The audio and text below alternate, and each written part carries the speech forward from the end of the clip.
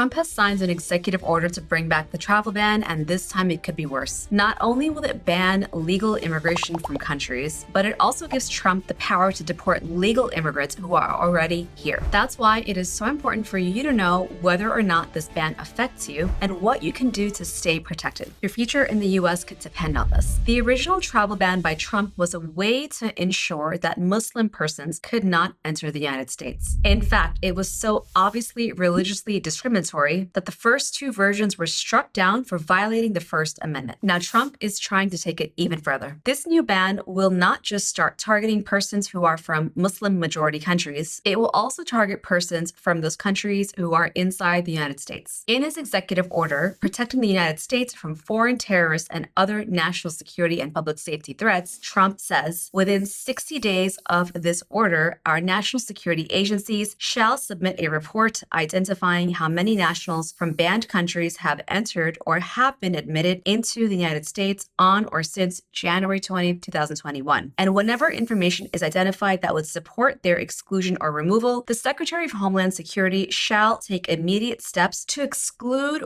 or to remove them. So once this ban takes effect, it won't just block new immigrants, it will also force legal immigrants from those countries to be vetted a second time. And if the Trump administration finds any reason to support your removal, then you could also be deported from the United States. But it doesn't stop there. The executive order also says that a person cannot bear hostile attitudes toward American citizens, culture, government, institutions, or founding principles, and should not advocate, aid, or support designated foreign terrorists and other threats to our national security. This means that if you simply protest a cause the Trump administration doesn't like, they could argue that you have a hostile attitude toward the country and use it as an excuse to deny your case or to deport you. One obvious target is going to be foreign students who protest the genocide of Palestinians. This will almost certainly be used to take away their student visas and deport them back to their home countries. The new travel ban won't just block persons from entering the United States, it'll also slow down visa processing and legal immigration for everyone. It tells immigration agencies to vet and screen to the maximum degree possible all immigrants who intend to enter the United States. This means that it will take longer to process almost every single case, regardless of where you are from. So you can expect more paperwork, more requests for evidence, and more interviews. It also means that more persons will get stuck inside of administrative processing when they're outside of the US, and where cases are pulled for extra review, adding months and sometimes years to their total processing time. In the end, this will cause legal immigration to slow to a crawl for everyone. So now that we know what the new travel ban does, who is likely to be the main target? We won't know for sure until Trump announces the final list. By the end of his first term, these were the countries that faced partial or complete bans: Iran, Libya, North Korea, Somalia, Syria, Venezuela, Yemen, Myanmar, Eritrea, Kyrgyzstan, Nigeria, Sudan, and Tanzania. The restrictions were not the same for every country. For example, all immigrants and non-immigrants were banned from Iran with the exception of students and exchange visitors. Somalia, on the other hand, had all